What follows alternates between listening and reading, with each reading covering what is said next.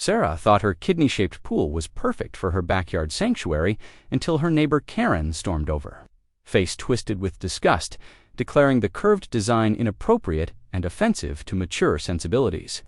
But when Karen made that phone call to the city, threatening to destroy everything Sarah had worked for, she had no idea she'd just awakened a sleeping giant.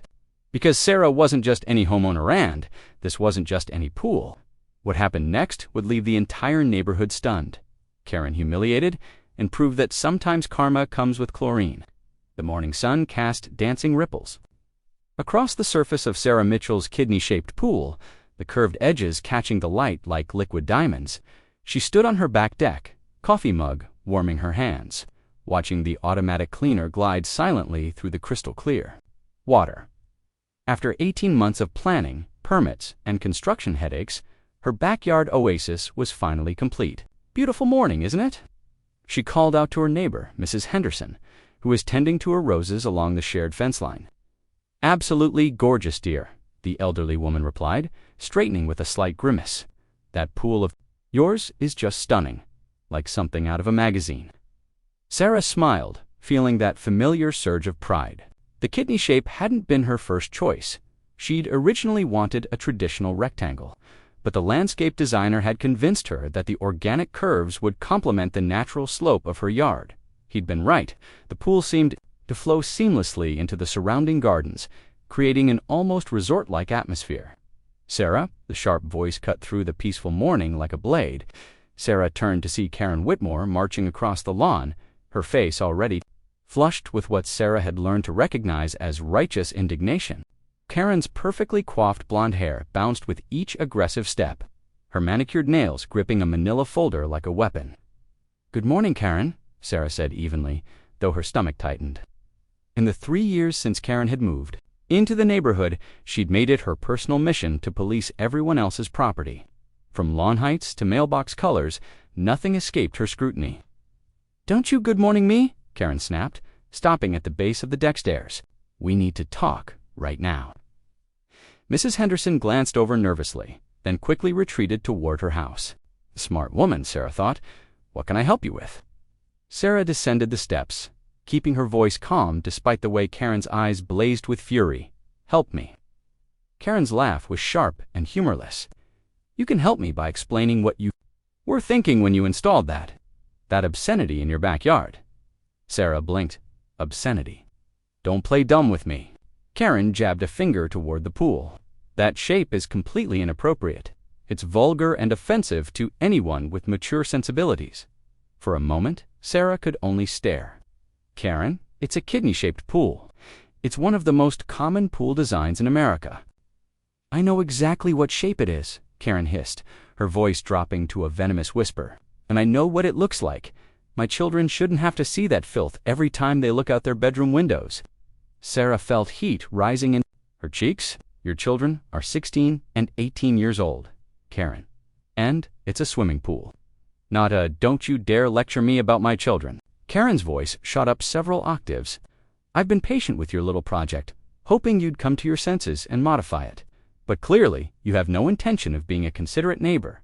Modify it." Sarah's voice cracked with disbelief. "Karen, the pool cost $40,000. The permits alone took 6 months to get approved. You can't seriously expect me to change the shape because you've decided it's somehow inappropriate. I don't expect anything from someone like you," Karen spat, "but the city will be very interested to know about this violation of community standards." Sarah's blood ran cold. "What violation? Everything was done to code. I have all the permits, all the inspections, we'll see about that." Karen opened her manila folder and pulled out a thick sheaf of papers. "I've been doing my research. There are noise ordinances, setback requirements, aesthetic standards for residential areas. I'm sure the city compliance office will find something." "You researched my pool?" Sarah stared at the papers in Karen's hands, recognizing copies of permit applications, inspection reports, even photos that must have been taken from Karen's upstairs windows. "Have you been documenting my property?" "Someone has to maintain standards in this neighborhood," Karen said primly. "Some of us care about property values." "Property values?" Sarah's voice rose. Despite her efforts to stay calm, "Karen, that pool added $15,000 to my home's value. The appraiser said it was one of the nicest installations he'd seen.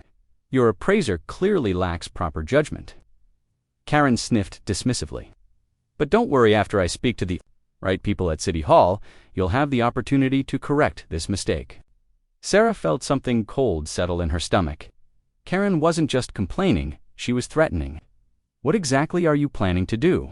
Whatever it takes to get that eyesore removed or modified into something decent. And Smile was sharp and satisfied. I have friends on the city council, connections at the planning department. People who understand the importance of maintaining community standards. You're going to try to force me to tear up my pool because you don't like the shape. I'm going to force you to be a better neighbor, Karen corrected. One way or another. Sarah stared at her neighbor, seeing something in Karen's eyes that made her skin crawl. This wasn't just about aesthetics or property values. This was about power, about Karen's need to control everything around her.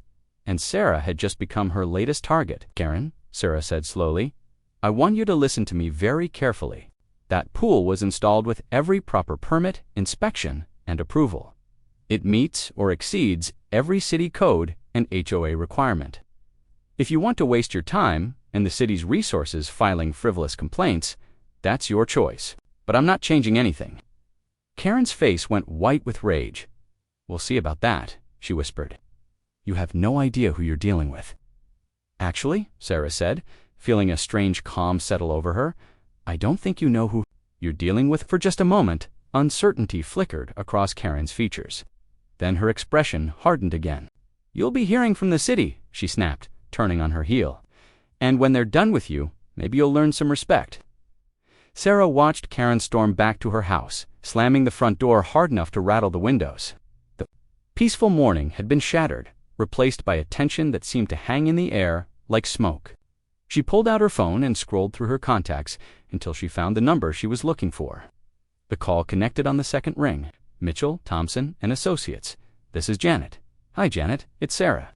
Is Dad available? Of course, honey. Hold on. A moment later, her father's familiar voice came on the line. Morning, sweetheart. How's the pool? Beautiful, Sarah said, staring at the curved water that had started this mess. But we might have a problem. What kind of problem? Sarah took a deep breath, the kind that requires a lawyer. There was a pause. Sarah, you know I handle corporate law, not Dad, Sarah interrupted. Remember when you told me that the best way to deal with a bully is to make sure they understand the consequences of their actions? Another pause, longer this time. When her father spoke again, his voice had changed. Gone was the casual dad tone, replaced by the steel that had made him one of the most feared litigation attorneys in the city. Tell me everything, he said. As Sarah recounted her conversation with Karen, she kept her eyes on the pool that had unknowingly become the center of a war. Karen thought she had connections, thought she could intimidate and manipulate her way to victory. She had no idea that Sarah Mitchell wasn't just a homeowner with a pool. She was the daughter of James Mitchell, senior partner at the most prestigious law firm in the state, a man who'd built his reputation destroying people who thought they could abuse the system. And Karen Whitmore had just made the biggest mistake of her life. By noon, Karen Whitmore was in her element. She sat at her kitchen table, surrounded by printed emails, highlighted ordinances, and a legal pad filled with her precise handwriting. Her phone lay within easy reach, warm from the succession of calls she'd already made. Yes, Mrs. Patterson. I completely understand your position, Karen said into the receiver, her voice dripping with manufactured concern. But surely you can see how this affects the entire neighborhood's character. On the other end, City Councilwoman Patricia Patterson sighed audibly. Karen, I've looked at the photos you emailed.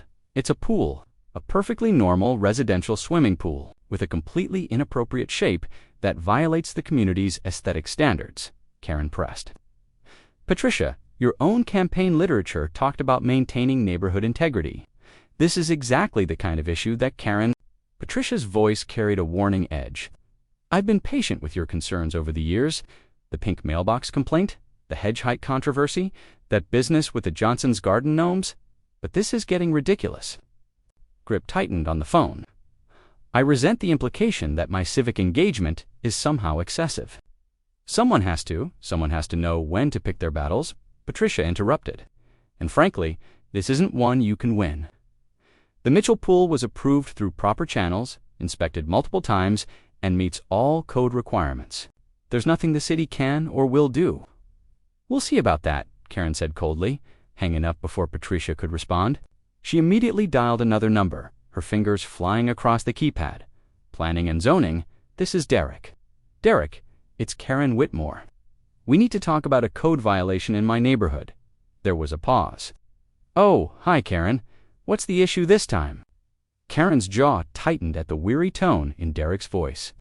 "This time, I'm reporting a legitimate concern about a structure that clearly violates community standards." "Which property?" 1247 Maple Lane, Sarah Mitchell. "She's installed a pool with a completely inappropriate design that the kidney-shaped pool—" Derek cut her off. "Karen, I personally supervised 3 of the inspections on that project. It's one of the cleanest installations I've seen in years. Everything's perfect. The shape is offensive and inappropriate for a residential area." "Says who?" "Says anyone with mature sensibilities and respect for community standards." Derek's laugh was short and humorless. "Karen, I've been doing this for 15 years. I've seen pools shaped like guitars, shamrocks, and one that looked like the state of Texas. A kidney shape is about as traditional as it gets. Are you refusing to investigate a legitimate complaint? I'm telling you, there's nothing to investigate. But if you want to file a formal complaint, you're welcome to come down and fill out the paperwork. Fair warning, though, filing false complaints can result in fines." Karen's face flushed red. "False complaints. How dare you?" The line went dead. Derek had hung up on her. She stared at the phone, fury building like pressure in a kettle. How is it possible that no one could see what she saw? The pool was clearly inappropriate, clearly designed to offend and disturb. And now these people, these supposed public servants, were refusing to do their jobs. Her phone buzzed with a text message from her friend Linda Morrison. "Heard you're having issues with the new pool next door. Drove by this morning. It's actually quite lovely. Very resort-like." Karen deleted the message without responding. If Linda couldn't see the problem either, then she was as blind as the rest of them. But Karen wasn't finished, not by a long shot. She opened her laptop and began typing a carefully worded email to the mayor's office, copying the city attorney, the head of code enforcement, and every city council member she could find. If individual calls wouldn't work, perhaps a coordinated assault would get their attention. As she typed, her doorbell rang. Through the front window, she could see a man in an expensive suit standing on her porch, briefcase in hand. He looked like a lawyer, which meant Sarah Mitchell was already trying to intimidate her. Good. Let her waste money on legal fees. Karen had right on her side. She opened the door with her most imperious expression. "If you're here on behalf of Sarah Mitchell, you can save your breath. I'm not backing down." The man smiled, and something about that smile made Karen's confidence waver. "Mrs. Whitmore, I'm James Mitchell, Sarah's father."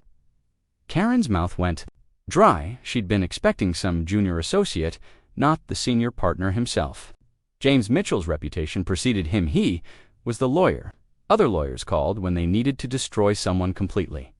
"I'm very busy," she managed, starting to close the door. "I'm sure you are," James said, not moving. "Planning.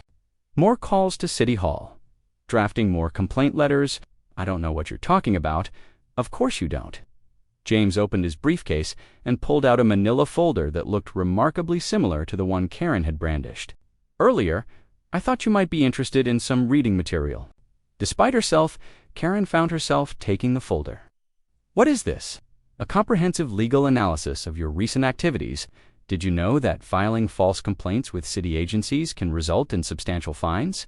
Or that harassment of neighbors can lead to restraining orders and civil liability?" Karen's hands shook slightly as she opened the folder. The first page was a detailed timeline of every complaint she'd filed in the past 3 years, complete with outcomes and city responses. The second page outlined relevant statutes regarding malicious prosecution and neighbor harassment. "This is ridiculous," she said, but her voice lacked its earlier conviction. "Is it? Let's see." James pulled out his phone and began reading. "Complaint against the Hendersons for hedge height. Dismissed. No violation found. Complaint against the..." Johnson's 4 garden decorations, no violation found. Complaint against the Martinez's 4 mailbox color dismissed, no violation found. He looked up, seeing a pattern, Mrs. Whitmore. I was protecting neighborhood standards. No, you were abusing the system to harass your neighbors. And now, you've targeted my daughter. James's voice remained perfectly calm, but something in his eyes made Karen step back. That was a mistake. Are you threatening me? I'm educating you. You see, unlike your previous targets, my daughter has resources. She has family who understand exactly how the legal system works. And she has a father who spent 30 years learning how to deal with people who think they can bully others. Without consequences, Karen's throat felt dry. I haven't done anything illegal, haven't you? James smiled that same unsettling smile. Let me ask you something, Mrs. Whitmore. When you took those photographs of my daughter's property from your bedroom window, did you happen to notice that you were also photographing her pool area? The area where she might be sunbathing or swimming? I was documenting a code violation. Were you? Because I have a copy of your complaint to the city, and nowhere in it do you mention any specific code violation. You just keep referring to the pool as inappropriate and offensive. Less like code enforcement and more like, well, what would you call repeated surveillance of a neighbor's private recreation area? Karen's face went white. That's not IWASN, single quotes, T, ... Of course not. I'm sure you had completely innocent intentions when you spent weeks photographing a woman's pool area. James closed his briefcase with a sharp click. The good news is, we're reasonable people. All of this can go away quite easily. What do you want? Simple. You drop your complaints, all of them. You stop contacting city officials about my daughter's property. You stop photographing her pool area. And you find a new hobby that doesn't involve harassing your neighbors. And if I don't, James's smile widened. Then you'll discover exactly how creative a litigation attorney can be when protecting his family. Harassment charges, invasion of privacy, malicious prosecution, intentional infliction of emotional distress. Can think of at least 6 different ways to make your life very interesting. Karen stared at him, realizing for the first time that she'd wandered into territory far beyond her understanding. This wasn't some homeowner she could bully or some city clerk she could badger. This was a predator who'd spent decades learning how to destroy people professionally. I think we understand each other, James said pleasantly. Have a wonderful day, Mrs. Whitmore, and remember I'll be watching. He walked away, leaving Karen standing in her doorway with the folder clutched in her trembling hands. Inside, she could hear her laptop chiming with new emails responses to her complaint letter that she suddenly had no desire to read. For the first time in years, Karen Whitmore had met someone who played the game better than she did, and she was about to learn that the rules had just changed completely. Karen stood in her doorway for a full 5 minutes after James Mitchell disappeared down the street, her hand still clutching the legal folder like a lifeline. When she finally stepped back inside, her legs felt unsteady. She'd never been on the receiving end of genuine intimidation before. She was always the one doing the intimidating. Her laptop was still open on the kitchen table, the screen filled with email notifications. With shaking fingers, she clicked on the first response to her complaint letter. From Mayor's Office your pool complaint, Mrs. Whitmore. After reviewing your complaint and consulting with our legal department, we find no basis for action regarding the Mitchell property. All permits were properly obtained and all inspections passed. We consider this matter closed.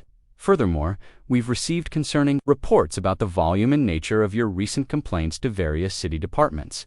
Please be advised that filing frivolous complaints can result in fines and legal action under City Ordinance 347.2. Respectfully, Michael Chen, Chief of Staff. Karen's mouth fell open. They were threatening her with fines. Her, a tax-paying citizen who was only trying to maintain community standards. The next email was from the city attorney's office, formal and cold. Mrs. Whitmore, your complaint lacks any legal basis. Further, frivolous filings may result in sanctions. And another from code enforcement, final warning, false complaints waste city resources and taxpayer money. Next, frivolous filing will result in administrative penalties. Karen slammed the laptop shut, her face burning with humiliation. How had this happened? She was the victim. Here she was the one being forced to look at that obscene pool shape every day. Yet somehow, she'd become the villain in their twisted narrative.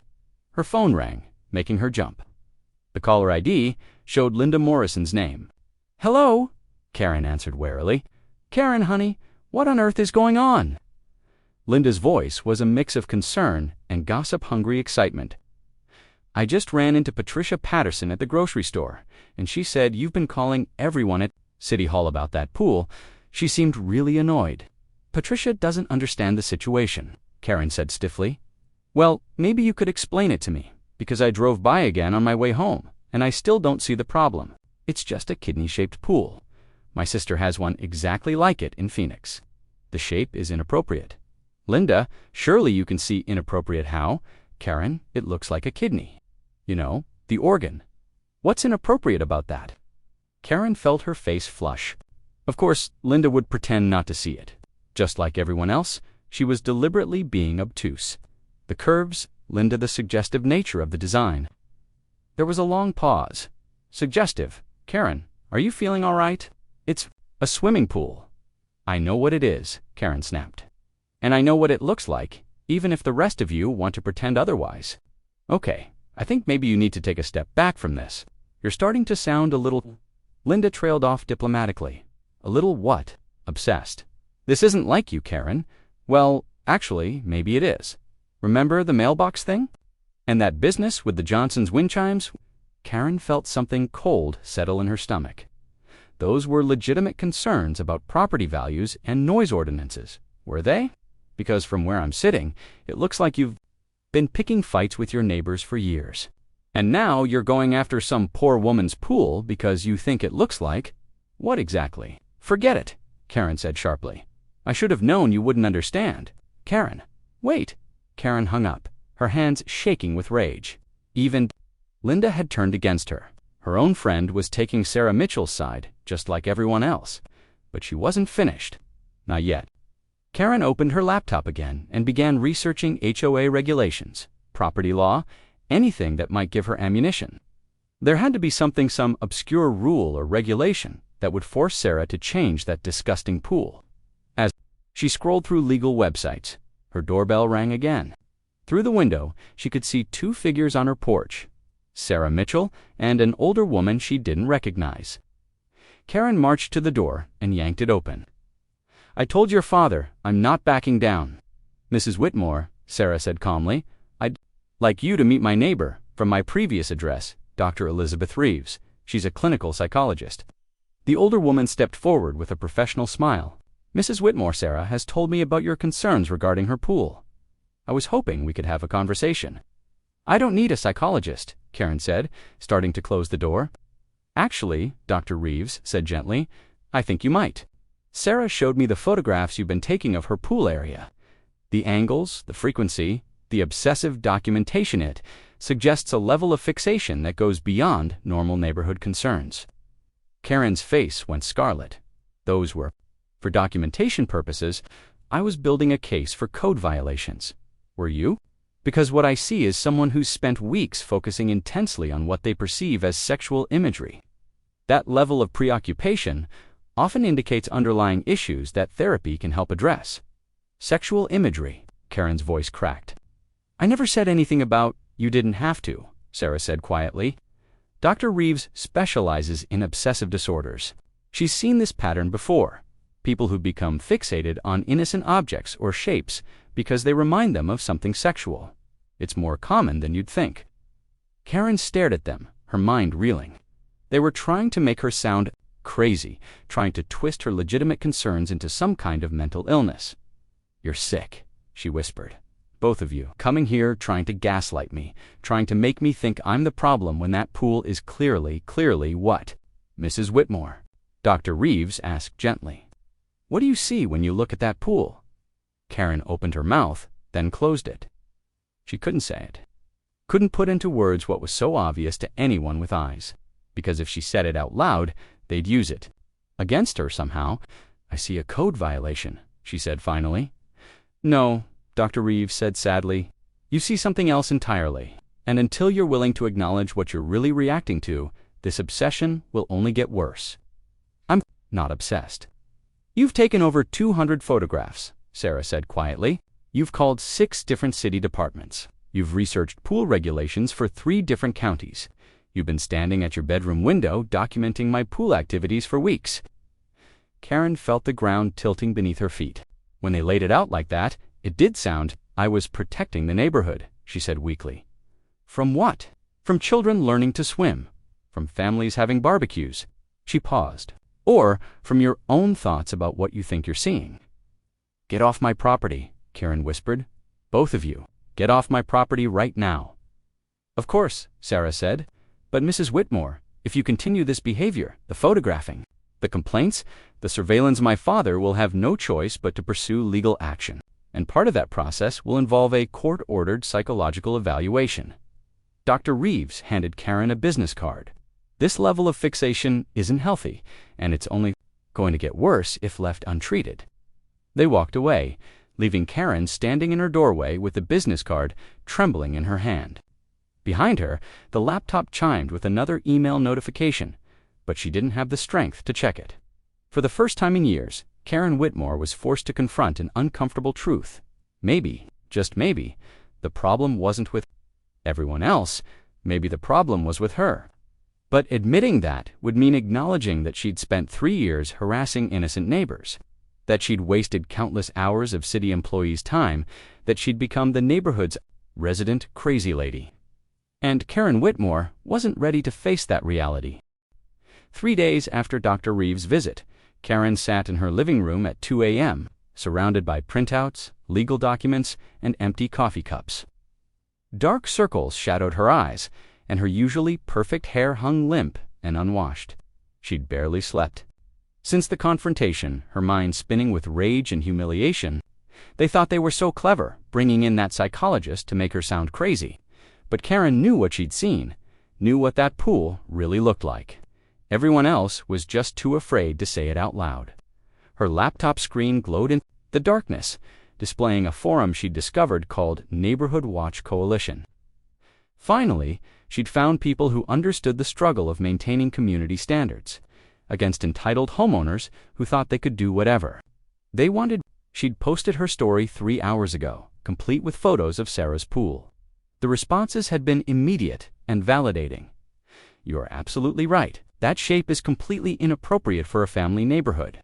Contact Channel 7 News. They love these kinds of stories. Get a lawyer and sue for property value damage. Document everything. They can't gaslight you if you have proof." Karen felt vindicated for the first time in days. These people got it. They understood what she was fighting for. Her phone buzzed with a text from an unknown number. "Saw your post on NWC Forum. I'm a reporter with Channel 7. Would love to discuss your story. Call me, Jessica Martinez." Karen's heart raced. This was it, her chance to expose Sarah Mitchell and her disgusting pool to the entire city. Let's see how smug James Mitchell would be when his daughter was on the evening news. She called the number immediately. "Jessica Martinez, this is Karen Whitmore. You texted me about my pool story." "Yes, I saw your forum post. This sounds like exactly the kind of community interest story we love to cover. Can you meet me tomorrow afternoon? I'd love to see this pool for myself."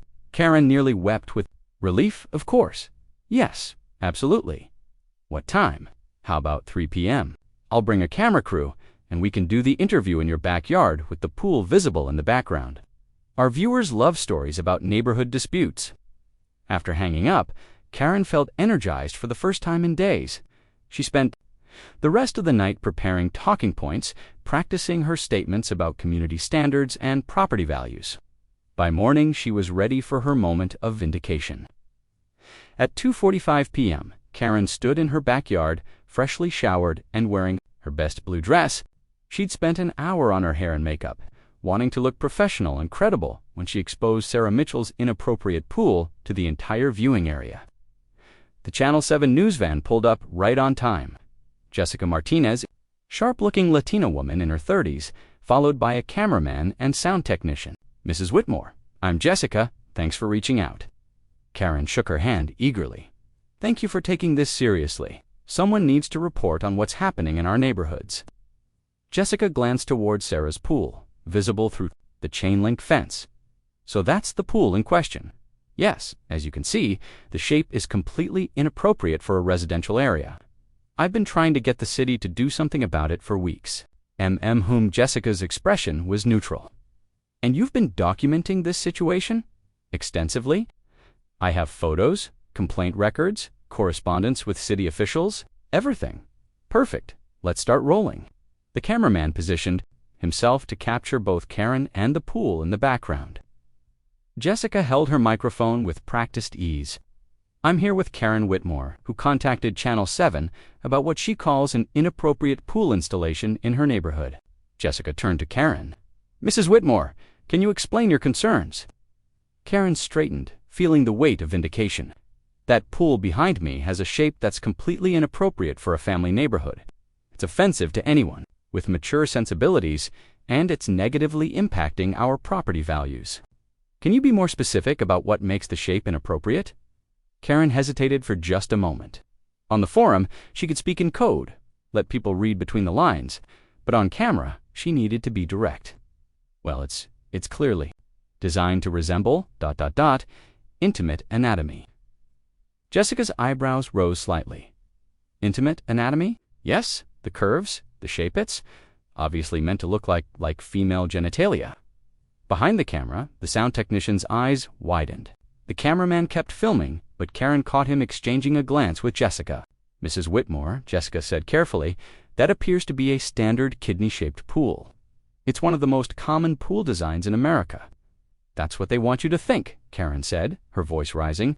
But anyone with eyes can see. What it really looks like, my neighbor did this deliberately to offend and disturb the community. You believe your neighbor specifically chose this shape to ... offend you? Absolutely. She's trying to force her inappropriate lifestyle on the rest of us. Jessica was quiet for a moment, studying Karen's face. Mrs. Whitmore, have you considered that this might be a standard pool design that you're misinterpreting? Karen felt her face flush. Misinterpreting? Are you blind? Look at it. Look at the shape. I am looking at it. I see a kidney-shaped pool. You see what she wants you to see. Karen's voice cracked with frustration. Everyone's been brainwashed into thinking this is normal, but it's not. It's sick and disgusting and inappropriate, and someone needs to stand up and say so. The cameraman had stopped recording. Jessica lowered her microphone. Mrs. Whitmore, I think we have enough footage, but I haven't finished explaining, actually. I think you've explained quite enough. Jessica's voice was gentle but firm. Thank you for your time. As the news crew packed up their equipment, Karen felt panic rising in her chest. Wait, when will this air? What about my story? Jessica paused at her van. Mrs. Whitmore, I need to be honest with you. This isn't the kind of story we typically run. What you're describing, it sounds like you might benefit from speaking with someone, a professional. You're just like all the rest, Karen said bitterly. They got to you too, didn't they? Jessica looked genuinely sad. Nobody got to me. I just see a woman who's struggling with something, and a perfectly normal pool, that's become the focus of that struggle. The news van drove away, leaving Karen standing alone in her backyard. She stared at Sarah's pool, trying to understand how everyone could be so blind to what was so obvious. Her phone rang. The caller ID showed James Mitchell's name. Hello, Mrs. Whitmore. Karen's blood ran cold. What do you want? I want to inform you that my private investigator has been monitoring your online activities, your posts on various forums, your attempts to contact media outlets, your continued surveillance of my daughter's property. That's illegal. You can't, actually. I can. Public forums are public, and documenting harassment is perfectly legal. What's interesting is the language you've been using in your posts. Very ... revealing. Karen's mouth went dry. I'm calling to give you one final warning, James continued. Tomorrow morning, you're going to receive a cease and desist letter. If you contact any more media outlets, post any more photos of my daughter's property, or continue this campaign of harassment in any form, I will file for a restraining order and pursue charges for stalking and intentional infliction of emotional distress. I'm the victim here. No, Mrs. Whitmore, you're a woman who needs help, and if you don't get it voluntarily, the courts will mandate it for you. The line went dead. Karen stood in her backyard, staring at the pool that had consumed her life for weeks. For the first time, a tiny voice in the back of her mind whispered that maybe, just maybe, she was seeing something that wasn't really there. But that voice was quickly drowned out by a much louder one that insisted everyone else was wrong. Everyone else was blind, and she was the only one brave enough to see the truth. The question was, which voice would she listen to? Karen opened her laptop again and began researching HOA regulations, property law, anything that might give her ammunition. There had to be something, some obscure rule or regulation that would force Sarah to change that disgusting pool. As she scrolled through legal websites, her doorbell rang again. Through the window, she could see two figures on her porch, Sarah Mitchell and an older woman she didn't recognize. Karen marched to the door and yanked it open. "I told your father I'm not backing down." "Mrs. Whitmore," Sarah said calmly, "I'd like you to meet my neighbor from my previous address, Dr. Elizabeth Reeves. She's a clinical psychologist." The older woman stepped forward with a professional smile. "Mrs. Whitmore, Sarah has told me about your concerns regarding her pool. I was hoping we could have a conversation." "I don't need a psychologist," Karen said, starting to close the door. "Actually," Dr. Reeves said gently, "I think you might. Sarah showed me the photographs you've been taking of her pool area, the angles, the frequency. The obsessive documentation it suggests a level of fixation that goes beyond normal neighborhood concerns." Karen's face went scarlet. "Those were for documentation purposes. I was building a case for code violations. Were you? Because what I see is someone who's spent weeks focusing intensely on what they perceive as sexual imagery. That level of preoccupation often indicates underlying issues that therapy can help address." "Sexual imagery?" Karen's voice cracked.